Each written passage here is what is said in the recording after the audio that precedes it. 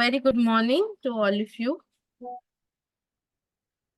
I would like to welcome you all for the Edu series, sessions, Food Techie Sherpa. Uh, we've built a long journey with these sessions, and we are now on, I think, our 10th session, 9th or 10th session of the series. And it is my pleasure to welcome all of you for this session. You have all been diligently being a part of the series and benefiting from it. And we are glad that all of you take the efforts to join us on a Saturday and enjoy this knowledge sharing session. I would like to now welcome Ms. Chinmay Deolgaonkar Madam. She is the president of AFSTI Mumbai chapter to kindly initiate our today's session and give the formal welcome address to our participants and our faculty for today. Over to you, ma'am. Thank you, Samiksha. Welcoming all participants, and as Samiksha mentioned, sacrificing Saturday, but no, I won't call it sacrificing. It is investing in your Saturday, because this is completely Edu series, and the true to its nature, the AFSTI and CASMB nature, the series is developed for the students and the research scholars, so that you get to know varieties of the topics which you don't otherwise get into the from your syllabus. So before I start with the session part, how many of you are aware about AFSTI? Have you heard of AFSTI? Anyone can unmute and say yes or no.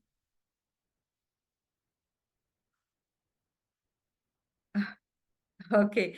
So AFSTI, the Association of Food Scientists and Technologists of India, is Mysuru-based association, and we support the students, startup, MSMEs, through various various activities. This includes conferences. We basically act as a bridge between the regulators, the industry, academicians, and the working professionals.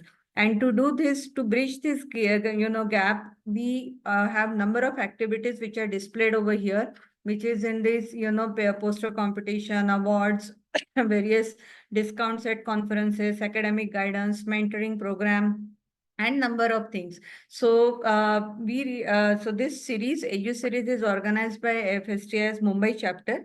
There are total 47 chapters across India, and comprising of nearly 8,000 professionals. And we invite students to become the member of this association because of the benefits that you seek, from multiple activities that are being done. Next slide, Samiksha. Can you move to next slide?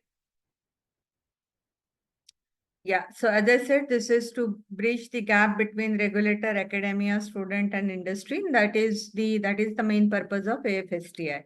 And you can visit our website,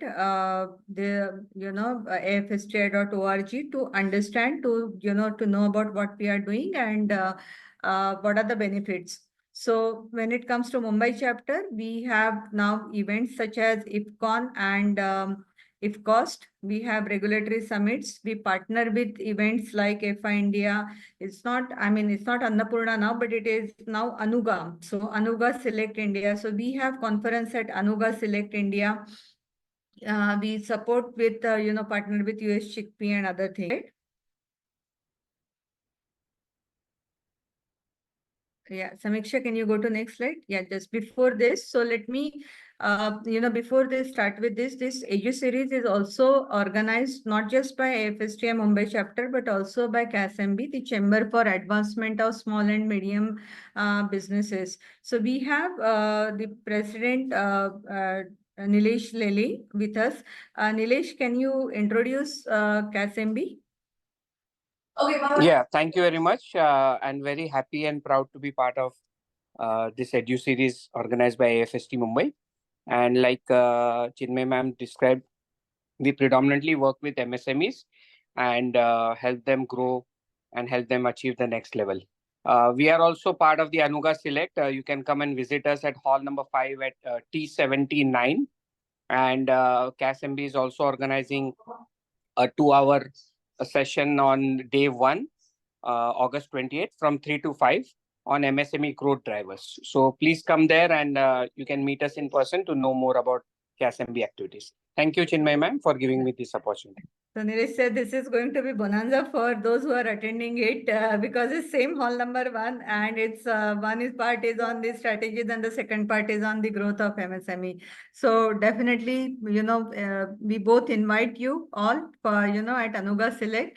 Don't miss on, the conference. So coming to the Edu series part, as I had mentioned before, this is the series that we started with an intention of, getting the knowledge which is not typically obtained in the, syllabus.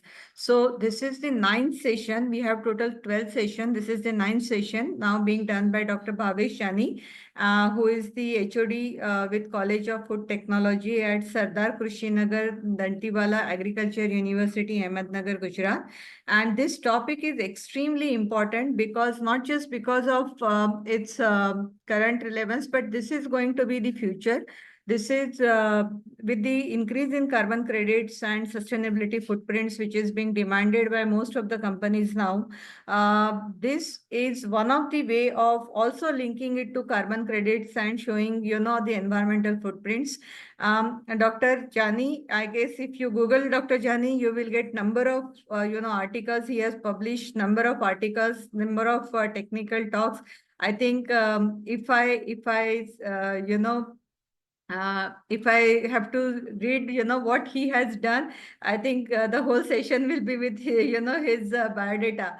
But we are very happy to have you, Dr. Jani, here, who has been working extensively on these new topics, and his specialty is in the byproducts. He's also associated with various other agriculture universities and contributed significantly, not just in lecturing, but also to develop entrepreneurs, and is actively involved in promoting chemical-free farming. And as I said, it's not about the carbon, it's not just about carbon credit, but also the natural farming, which is now being promoted by government. And this topic is extremely relevant. So all ears to you, Dr. Jani, over to you. Thank you so much, ma'am. I am about to share my screen, and I also request if you find any difficulty in hearing the voice or looking at my presentation, just let me know. Sure. And requesting all students to ask questions in the chat box, which we will take at the end of the session. So please put in your questions, in the chat box as we go along. Is it visible? Yes, sir. Thank you so much. A very warm good morning. Actually, today is a rainy day, full rainy day at my place. So happy morning to all of you, all the participants and Dr. Lele and your team. Yeah, of course, the topic is relevant, something new, few things that would be like you must be aware about, right? So my concern to choose this topic was also just to make people aware, like I was keeping awareing people in my past presentations. So Bionanocomposites, the name itself is a 3 words combination, bio, nano, and composite.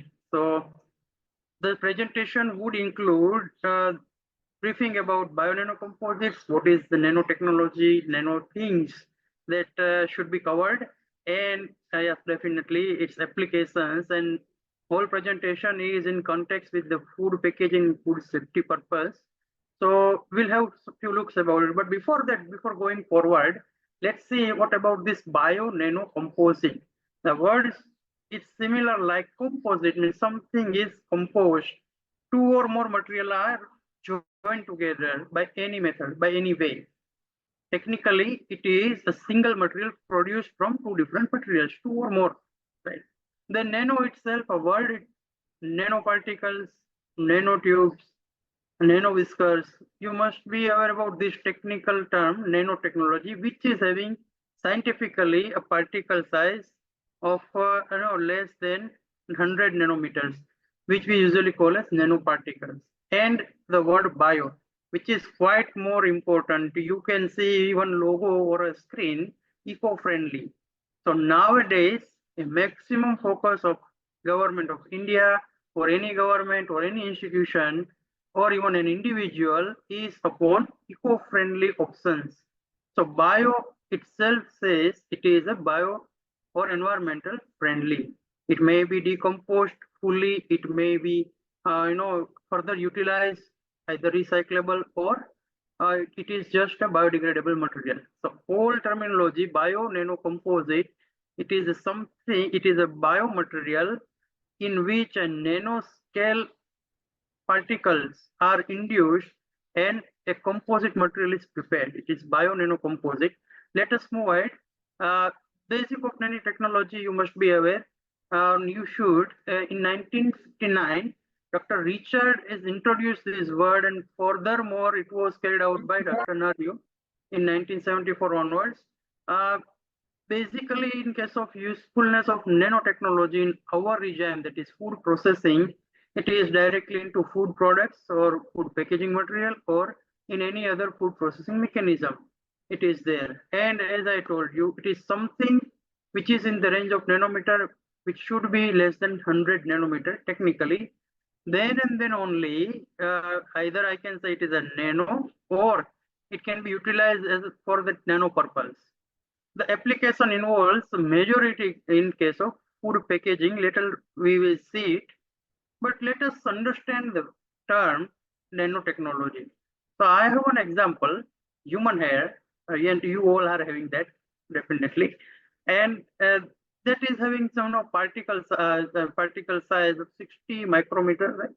So you can easily handle that hair, but you can't see its diameter view, right? Now, if I say, if I convert that into nanometer, it is something like 600 nanometer diameter, hundreds of particles can be arranged. Now, into that, if I go beyond, I mean less than 100 nanometers, you can just imagine, you can't see with naked eyes. That is what the nanoparticle is, right? And we are supposed to deal with, during our presentation, thoroughly on this teeny particles which are having a huge role in our food processing segment.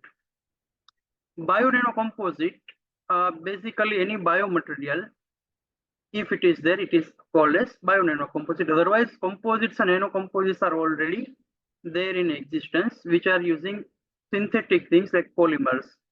So in our case, biomaterials, if it is mixed with any filler material, which is supporting material, it will create biocomposites. Usually, we have particularly like starch and so base material, which is mixed with plasticizers, and the films are produced. That is the general biocomposite films production system.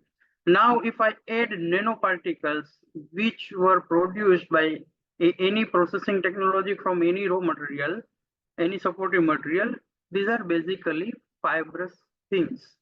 They will be mixed with that structure and will produce a composite material, including those nanoparticles arranged within the pores of those biocomposites, right? It will be known as bionanocomposites. So similarly, like nanocomposites, we are advancing to some green options.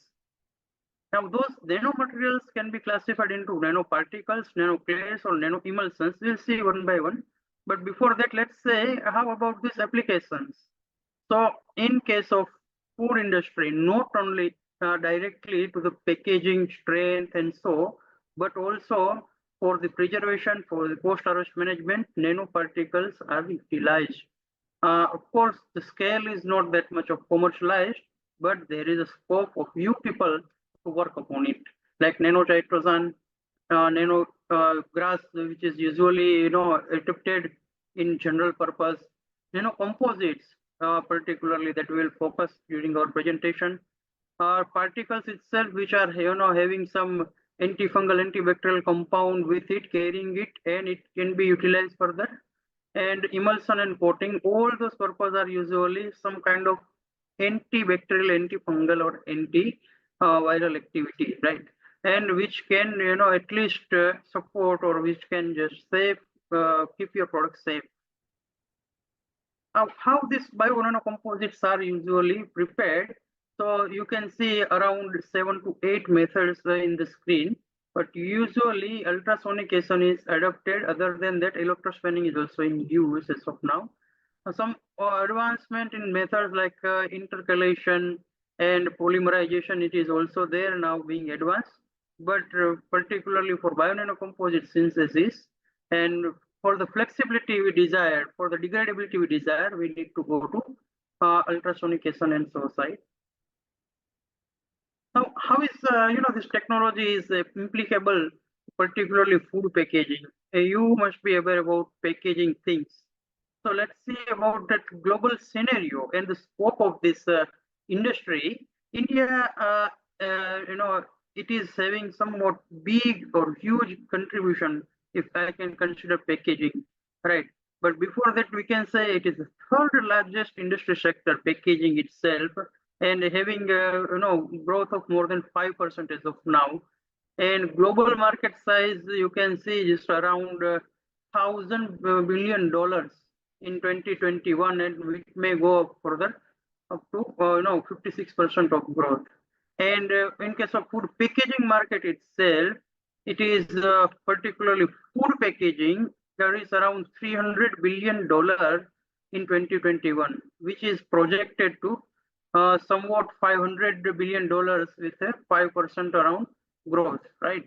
So, of course, flexible and rigid packaging are the parts. I'm not going into depth into packaging, but still, variety of packaging segments within the packaging industries are also promising, where you can incorporate something which is at least partially biodegradable or fully biodegradable by time.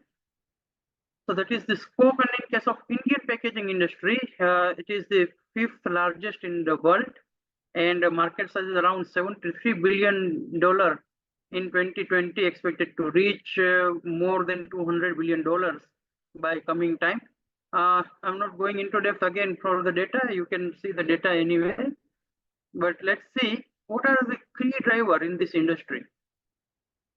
So economic trends, definitely. Very first, then demographical changes that require retailing trends as you need and convenience food solutions, health awareness, supply chain demands, material science and developments, and the environmental consciousness. So of now, environmental consciousness and health awareness are of more in demand. Okay, so moving forward, I know key Indian packaging companies and in India and abroad, you can see, I just listed it here. It is a tool that requires not only a safety of food, but also cost-effective, consistent, and nowadays sustainable solutions. So what are the sustainable solutions one can thrive for? Sustainable solution includes all these packaging aspects, like ease in transportation and being consumer friendly, protective for longer shelf life of the product, and it must communicate with the customer base. And in case of why we should incorporate nanotechnology in packaging side, to improve not only this mechanical strength and thermal stability and so, but also to offer active and intelligent packaging systems nowadays. It will be there in the next slide, definitely. But not only that, our concern is now sustainable, that is environmental friendly, and it will improve that biodegradability. Nowadays, friends, is plastic and plastic products has already been burdened for not only India but also whole world. So definitely some breakthrough options are needed. Now this packaging itself, is having a few other regimes to be followed. For all this protection, communication, convenience, and containment, now we require something that can be like acting like artificial intelligence. So intelligent packaging itself, avoid active packaging, and improvement in the package itself. So we'll see one by one. Improve packaging.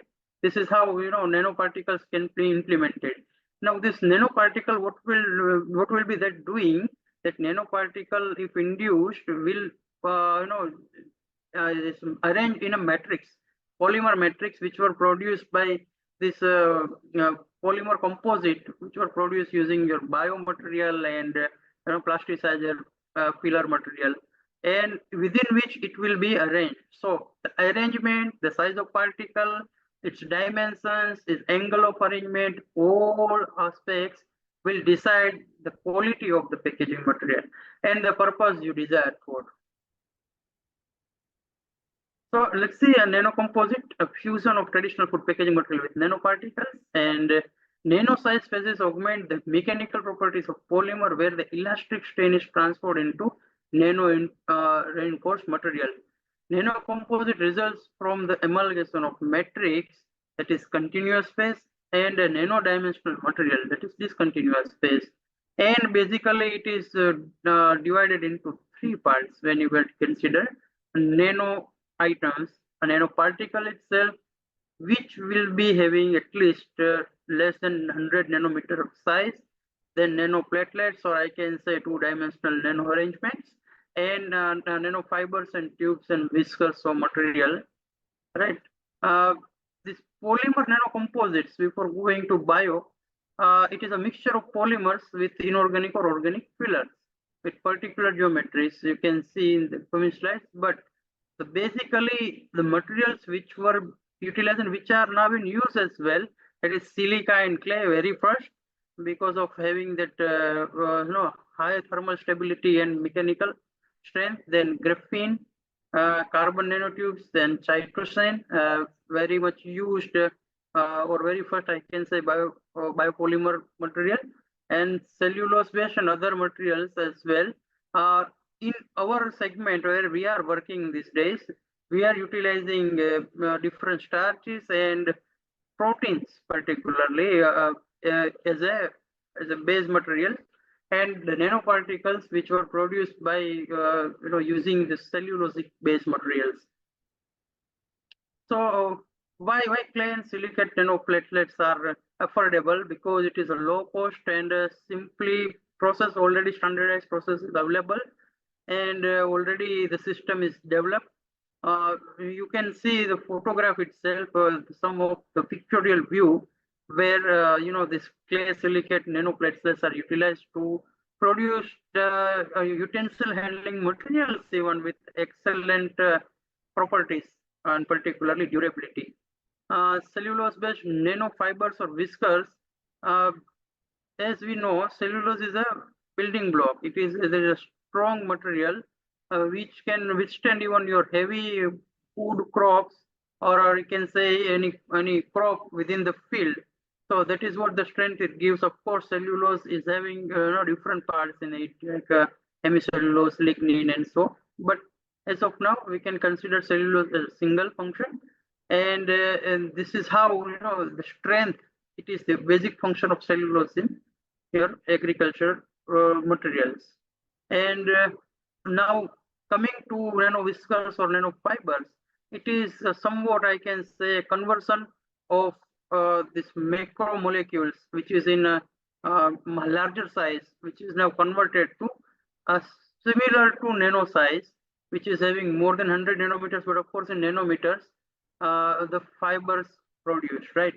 And the purpose why it is so, because this nano reinforcement will improve the durability, the thermal stability of the material. But even though utilizing these nanofibers and nano whiskers, not everything can be solved. Now technically the improvements were there just to have a better tensile strength, to have better elastic modulus in case of mechanical terminologies, right? And carbon nanotubes are also available, which are in use in case of electrocommunication and medical field, right? Now, where we are working, that is the bio material. So starch, which is already in use in case of food packaging application, because of its abundance, availability, low cost, and no reactivity with the material which is in touch with that, except highly acidic or highly alkaline material. and biodegradability as well. So basically what we do, we produce from native starch, we produce starch nanoparticles and apply for different preparations, right? And then this cytosine-based nanoparticles, which are already again in use, like your starch. Now what we are supposed to do, we need to improve this packaging segment side. So we look forward again different packaging applications. Now the very first application is, it is for biocomposites, not even nano side, but for biocomposites, even sensibility to the environment, which is highly challenging factor. So even if you keep it into normal atmospheric condition, it will start to degrade if it is high temperature region or direct sunlight is exposed to your material, or otherwise just dip it into water, it is also starting somewhat degradation of your material. So there are means and ways, plasticizers are added in somewhat proportions as per requirement, and the thicknesses are kept in that range. The another aspect was not only your protection of your packaging material, but also protection of your food material, food itself. So how it can be protected, how it should be conveyed to the people who want to use it. So the food, packaged food itself should be safe from the environment, not only your packaging material. So that's how nano come into the picture. If you want to keep your material steady, if you want to keep your packaging film, your packaging material sustainable, strong enough, with low breakage and low other effects, mechanical properties, and high in mechanical properties like tensile strength and so, and as well as you want to protect your product, there it comes terminology active packaging, where you can introduce your antimicrobial or antioxidizing or antifungal agents within that particular composite structure where your nanoparticle is introduced. Now, the beauty of this nanotechnology is the particles will carry and stable those antimicrobial agents within the layer of packaging film, such that for a longer period, for a longer duration, you can keep your products safe. It is particularly better for like dairy products, sweets, and products which are highly susceptible to deterioration regardless of time. So your any high moisture products like high moisture meat analogs, and so it is a beauty when where your technology can be applicable. So it is already there, as I told, some active packaging ingredients are added like antimicrobial and so, but nano was not there in the concept. Then again, those are the, I can say, bio. Now there are some inorganic nanoparticles are also used in active packaging for efficient mechanisms production. Specifically, silver is the very first name whenever it comes to nanoparticles. Silver nanoparticles are in general utilized for inorganic nanoparticle purpose in case of packaging. Not only that, but also gold and zinc are utilized, and some oxides which are listed here can also be utilized further for inorganic nanoparticle production. In case of silver nanoparticle production, I'm not going into depth, but the only thing is, that particular wherever your food product is there, it is now just confined by those layer of this silver nano ions, and it will carry that particular antimicrobial agent with it, or otherwise itself it will act as an antimicrobial agent. There is even no any incorporation of any other outside antimicrobial agent. Silver itself will act as a protective layer. Other like copper nanoparticles, silica nanoparticles, and titanium dioxide nanoparticles are also there, which are having itself some antimicrobial and antioxidation activities.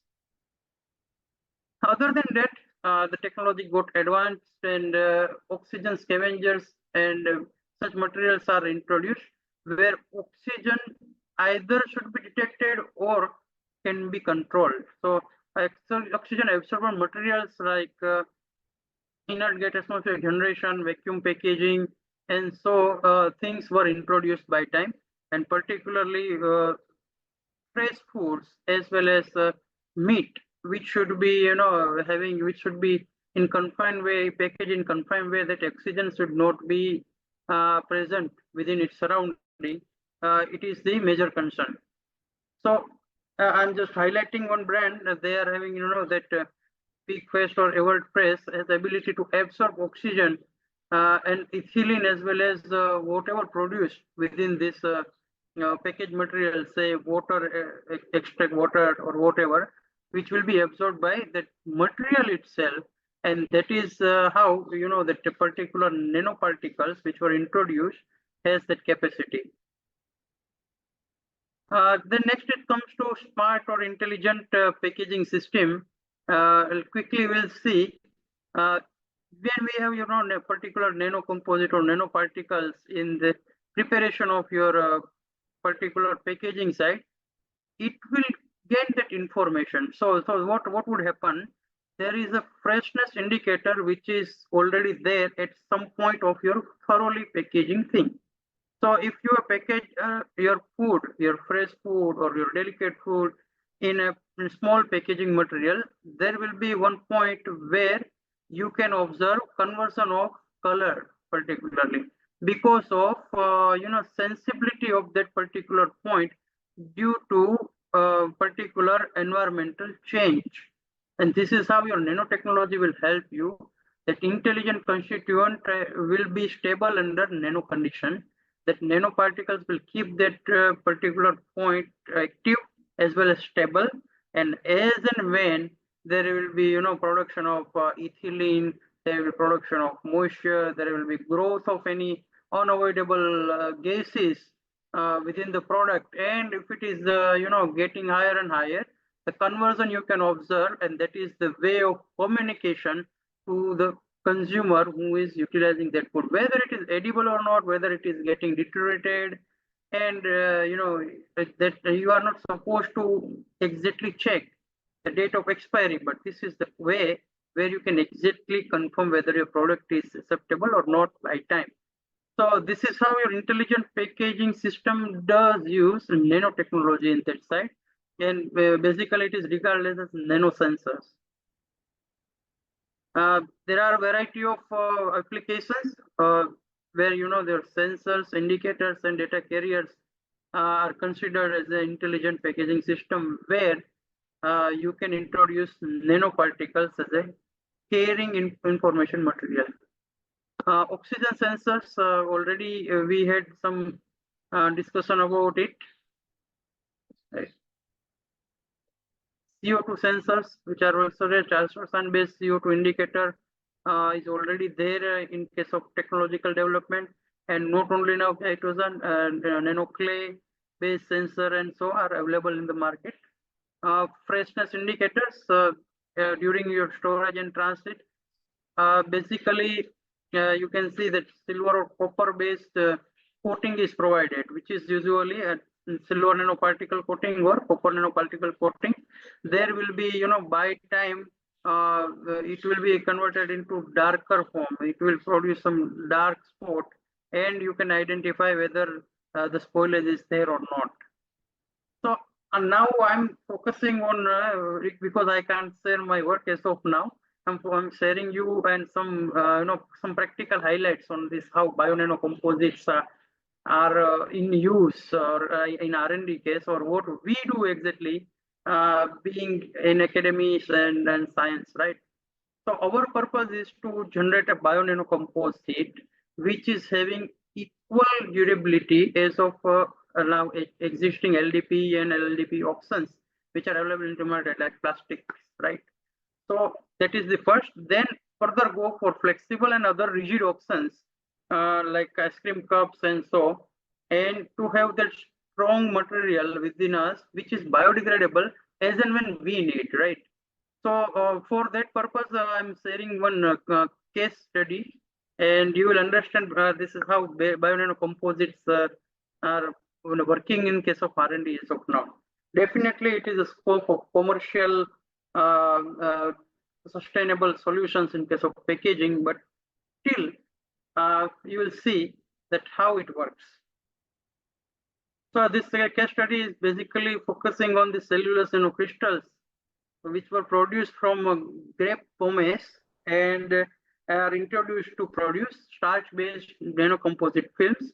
In our case, we are utilizing millet husk as a base of nanoparticle materials, and in this case, they are utilizing grape pomace as a source of. The simple thing is there should be cellulosic fibers which have that capacity, to provide strength, durability to your whatever packaging material. You can as well utilize without nano conversion, without. So if you utilize the cellulosic materials in composites preparation, definitely you will get somewhat strength, but still, you cannot reduce the particle size at that much level easily by opting only, physical conversion technology or so. And that fineness of particle, if not there, there will be no preparation of proper composite film, and you will have some poor characteristic in that case. So what we usually do, we further whatever material we have, cellulosic raw material we have, we extract or we purify that cellulose out of the semicellulose lignin material. So we should separate first the cellulose. There is a step-by-step method which is described here. First of all, we will remove phenolics and waxes and so compounds using alcohol and ethanol particularly. Then further we go for separation of this particular lignin and hemicellulosic material by acid, or if it is not adaptable, then alkaline culture, bleaching and so treatments, and finally we will have purified cellulose mass. Now the time of production, the time of process, the concentration of each substance, whether to utilize acid or whether to utilize alkali, that is totally dependent upon the material you are utilizing. But still, just for your knowledge, this apparently in every process you will find alkaline extraction, alcoholic extraction followed by alkaline extraction and bleaching. So this three-step process is usually utilized to purify the very first the biomass which is available with you. Do remember, cellulose should be there as a biomass, which can further be reduced. Definitely, not only cellulose but also starch, and so whatever biomaterial is there, that can be converted into nanoparticles. That will have some characteristics, but the better we found with the cellulosic compounds itself. So further, after having purified cellulose mass, you can go further for hydrolysis, followed by centrifugation and ultrasonication.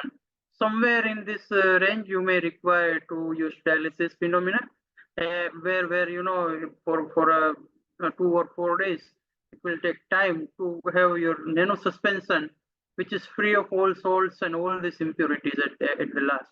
Then further go for ultrasonication. Ultrasonication will give you the maximum amount of nanoparticles, which is you desired with whatever zeta potential you have. And further, it is spray dried, so that the spray dried nanoparticles can be available as and when you need.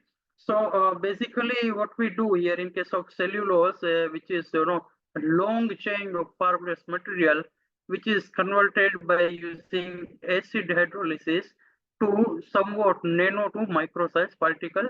Then further centrifugation is required to produce some colloidal suspension of whatever desired material with you, and further it is dialyzed to remove salts which are there, which cannot be removed by even your centrifuge, right? Then ultrasonication will give you the number of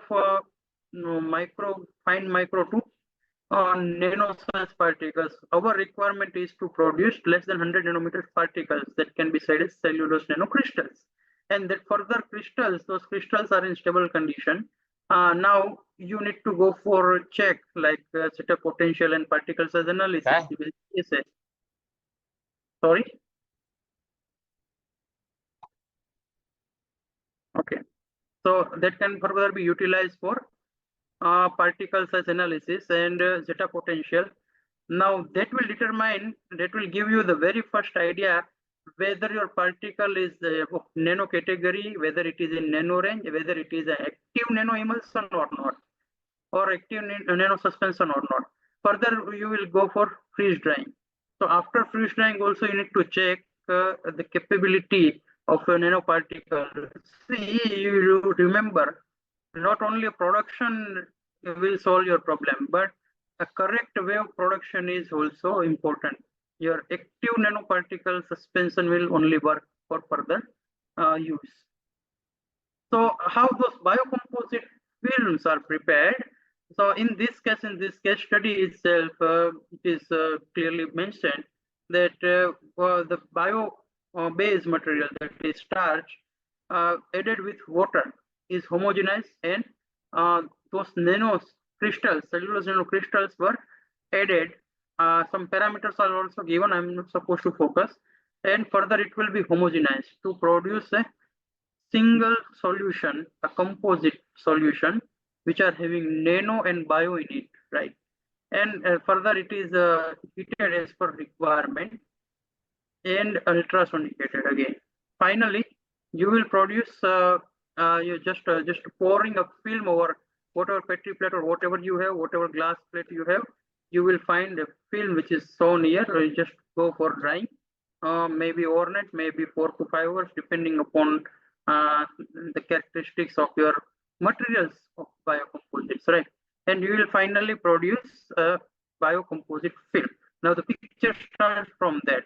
There are abundant characteristics that you can determine, but for film particularly, the thickness, its moisture content at the end is highly important.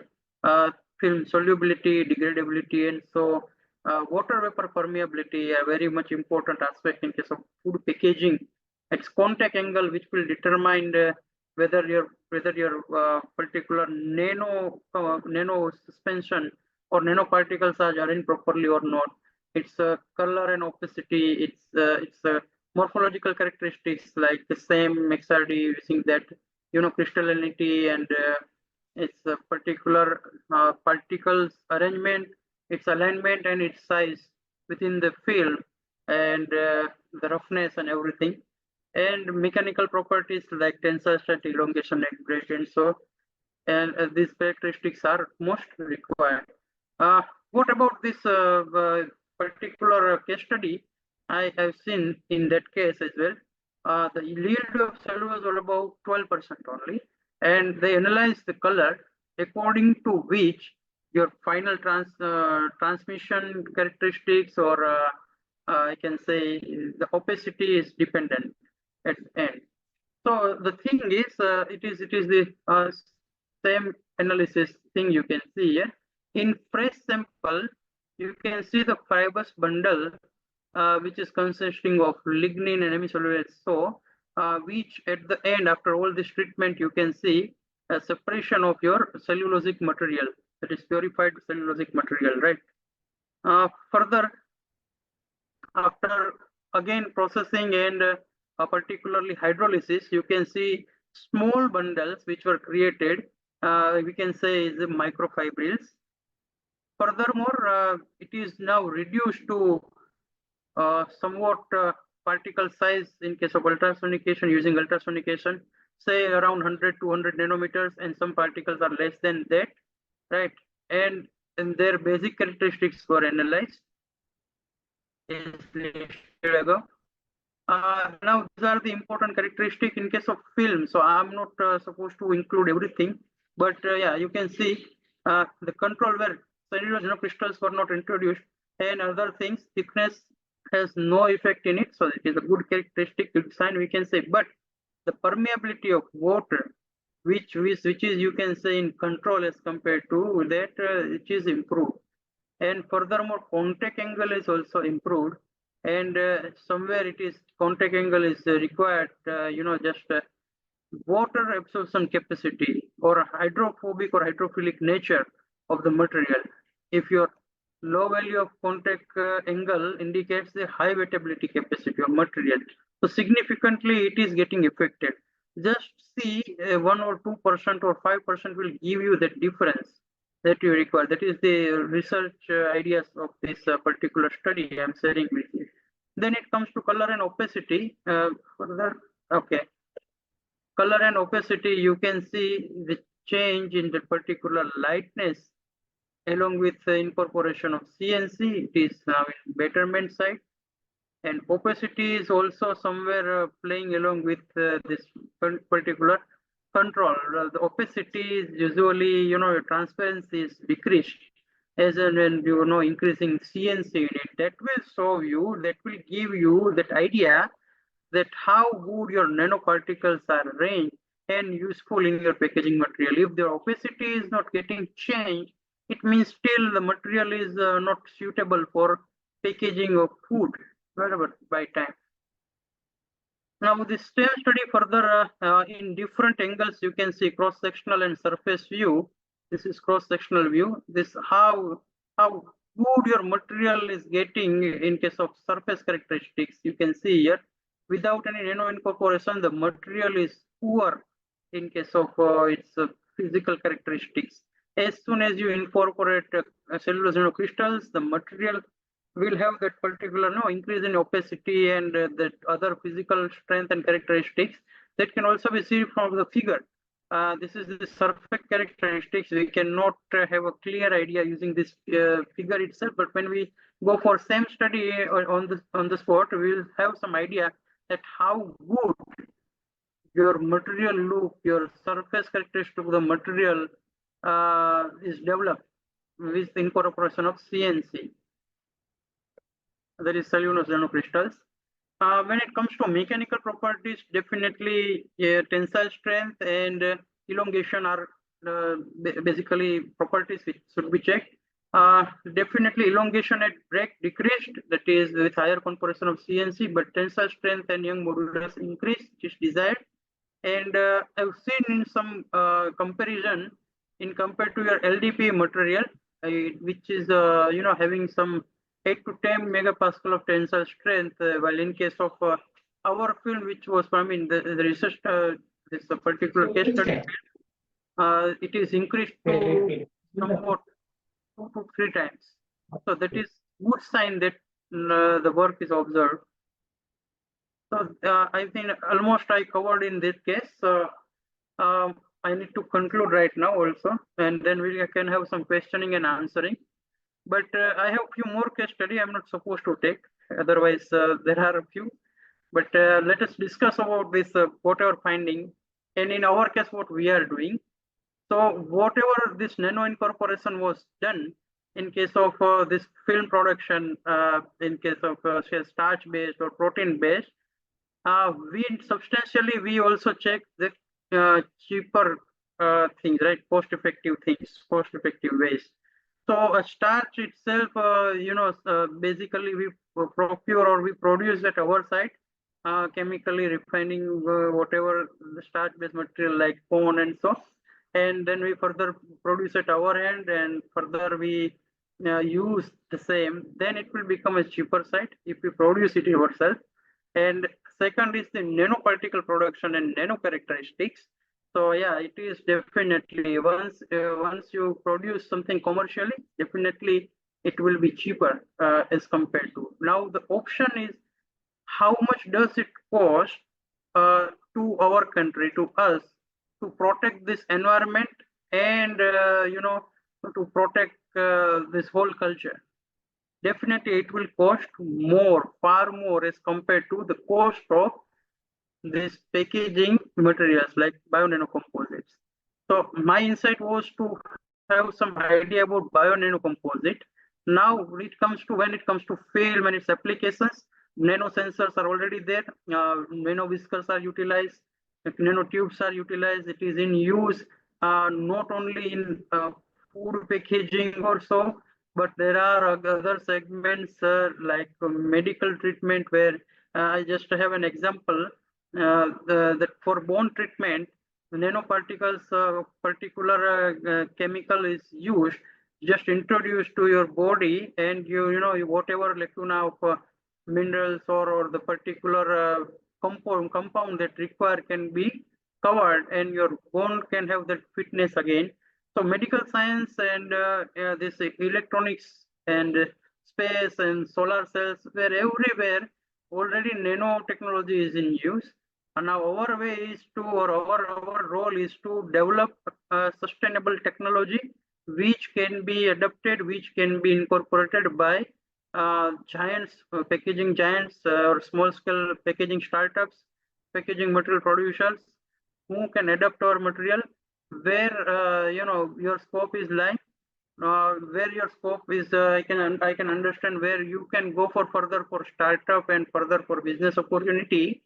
That is production of nano materials at the cheapest way. As I told you, we utilize agriculture waste, we utilize the waste of the industry for maximum of our basic ingredients, including starch, including proteins, including nano carrying cellulose.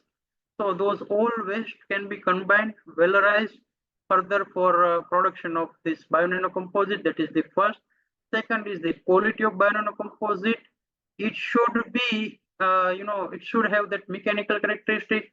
It should have that barrier characteristic. It should keep your product safe. And not only that, but the information visually, printing side, that is quality of print or the packaging material, and it's quality for a longer time. That is also of importance. So it is also there. We are checking along with this. We are writing like a pen or a paper or our packaging material. We are using markers. We are further utilizing printing material like we print over any plastic. We are also printing over whatever the developed biocomposites, bionanocomposite films, and we check the quality of that. Other than that aspect, the very important aspect is your biodegradability. So we do go for biodegradability test in different soil cultures, in different environment, as well as in different microbiota of the soil, and how does it affect, how the moisture of soil does affect biodegradability. As you know, biodegradability will be reduced when your soil is not having that much of moisture. So we are also working on that aspect. And other than that, what our active ingredient we utilize, it should not react with whatever the food material within the packet. If your packaging thing, if your material is too much hot, if your material is fresh, if your material is somewhat susceptible to environmental factors, how this bionanocomposite will react with it are also being analyzed. So this is all from my side. Now it is open to you people, and your interest, your questions are welcome. Please.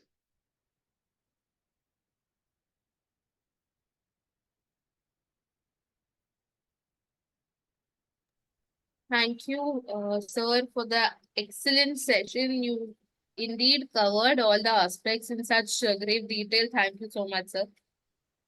We have a few questions in the chat box. I'll read them to you. Before that, can I ask one question? Sure, sir. Please go ahead. Thank you. Thank you, Professor Jani, and it was a wonderful session. Thank you, sir. I have one small question.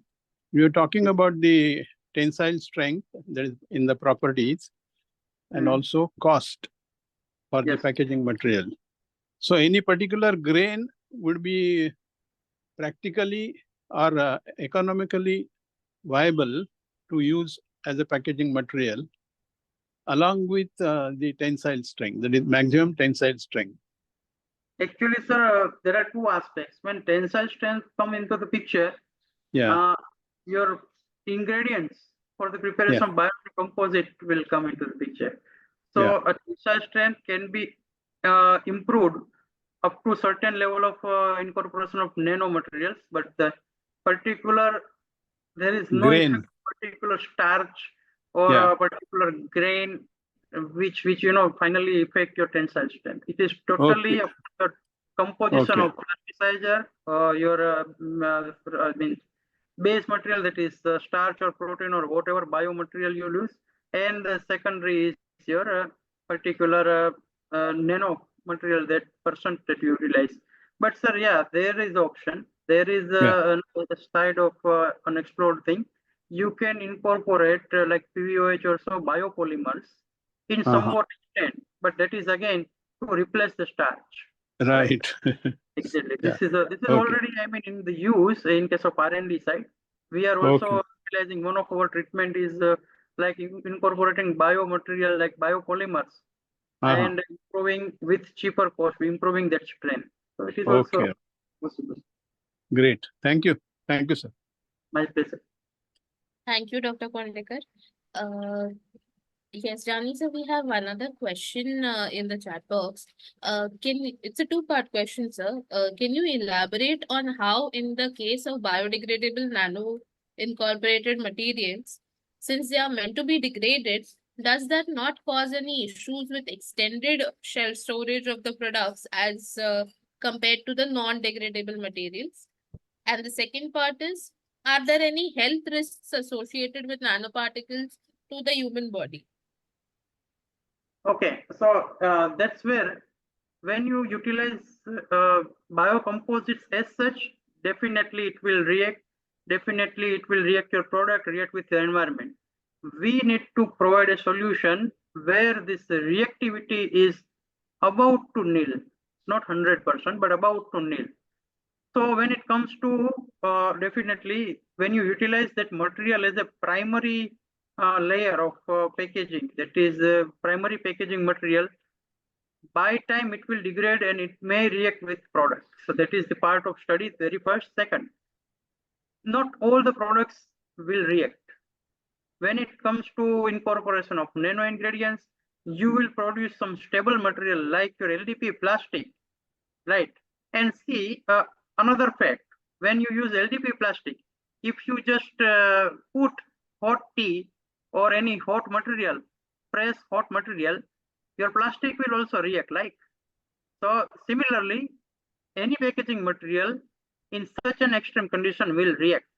But maximum of your packaging solution in case of bionanocomposite should be at par with the LDP plastics, which are already in use. So that is our concern. Our concern is to make something equal to LDP, which can directly replace LDP, which can directly replace one-time use plastic.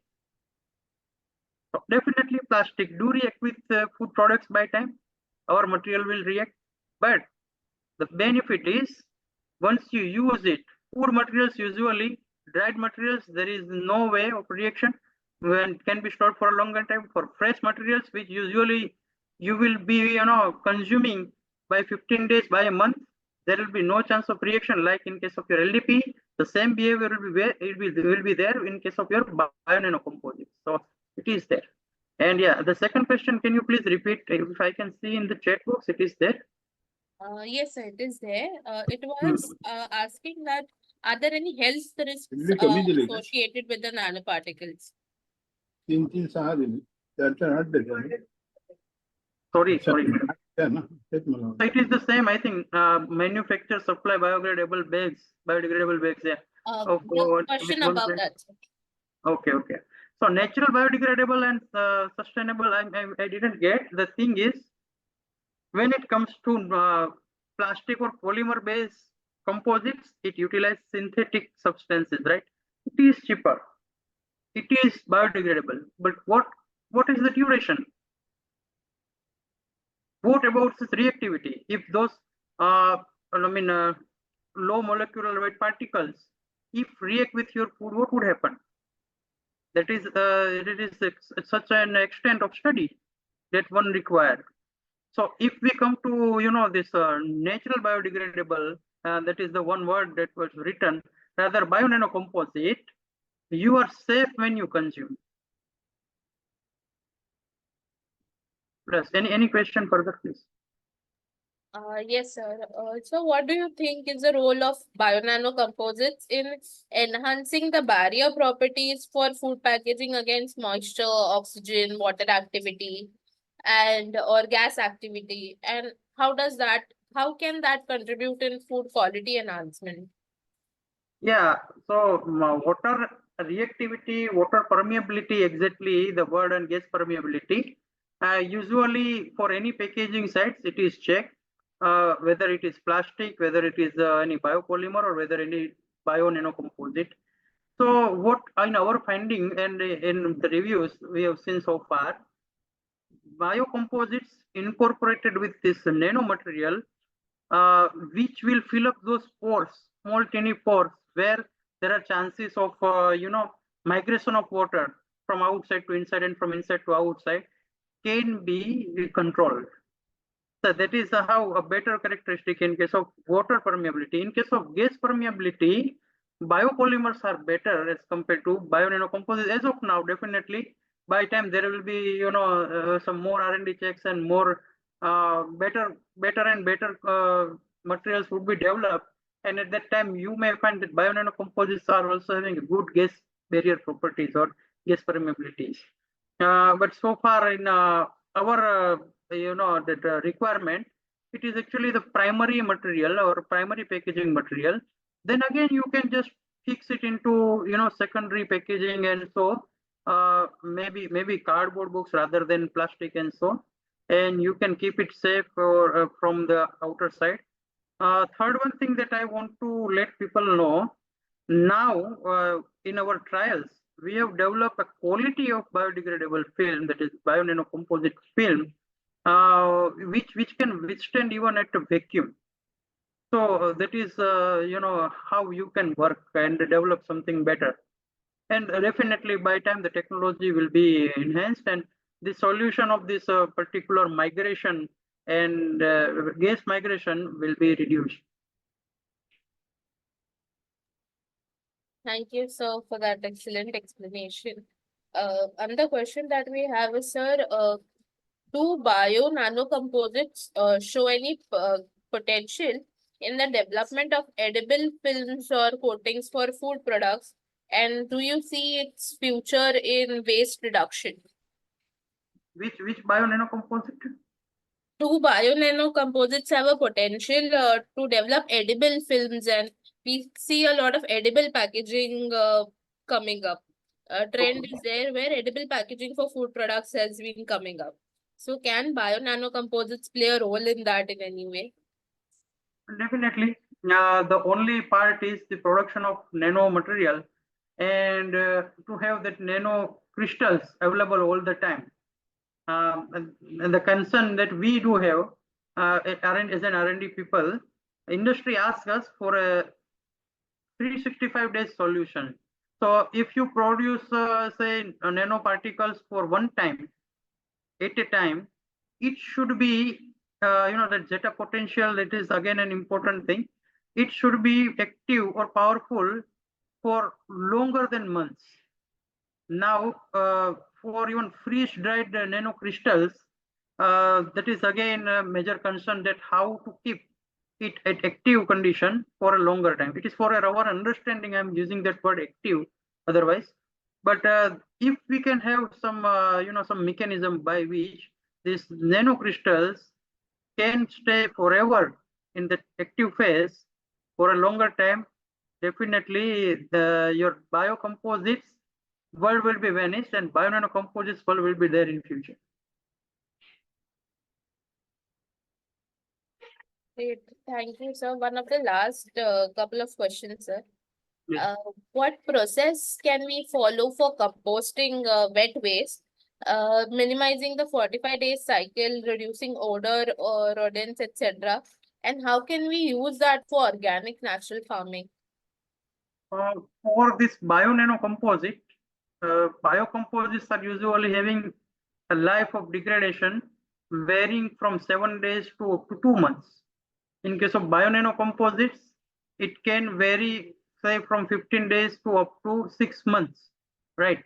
So the very first is material itself, whatever you prepared, usually it should be checked that how long it will take to get degraded. So biocomposites, as it is told, at minimizing 50 days cycle, and so even though not 45 days or 50 days, even though it stays for a year, there is no worry, right? It will definitely degrade. The only concern is the nano incorporation will increase its durability, and that's how increased in durability will reduce its biodegradability. It is vice versa. So definitely by properly identifying the use and incorporating nano material up to that level will give you the best biodegradable life of that product. Second, whenever, as I told you, it is totally dependent on soil characteristics, soil microbiota, and soil microbiota will act like if your soil is dark, it is having higher, availability of microbes. It will degrade your material within 10-15 days. If your soil is dull, if your soil is, I can say harder, definitely degradation will take time. So it again depends upon the soil in which you are, you are using your material for biodegradation. Thank you. Definitely, it will act as a manure or organic material. If it is, like we are collecting plastic, we collect all this biodegradable material and dump into some place. It is your organic feed you are giving to your soil, nothing else.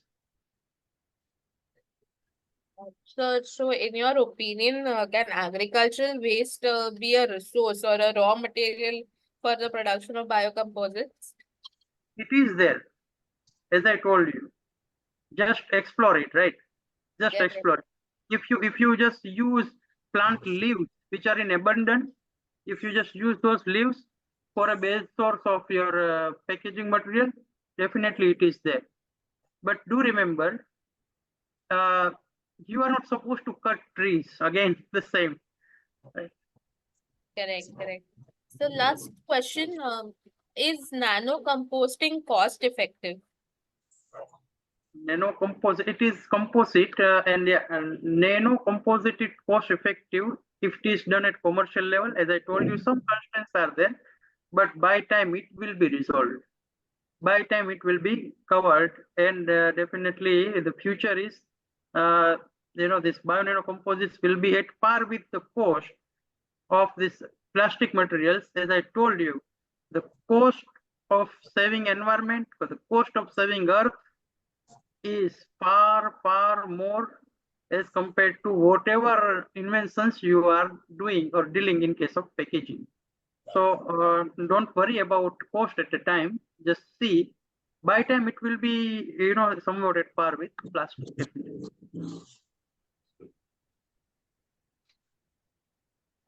Thank you, sir. Indeed, it is my pleasure to propose a vote of thanks on the behalf of AFSTI Mumbai chapter as well as CSMB. Thank you for being a part of this Edu series and for sharing your wonderful knowledge with us, sir. Thank you so much. You can see to my email. I'm sharing my email as of now. Yes, sir, that would be great. I'm sure our participants would benefit. For any further question or for any further knowledge sharing, you are invited. You can share your experiments and your inputs as well. It is not like one way, right? AFSTI, we are AFSTI family, so all are welcome to connect and discuss rather than just conveying the things, right? Thank you so much. Thank you. Thank you, Dr. Jani.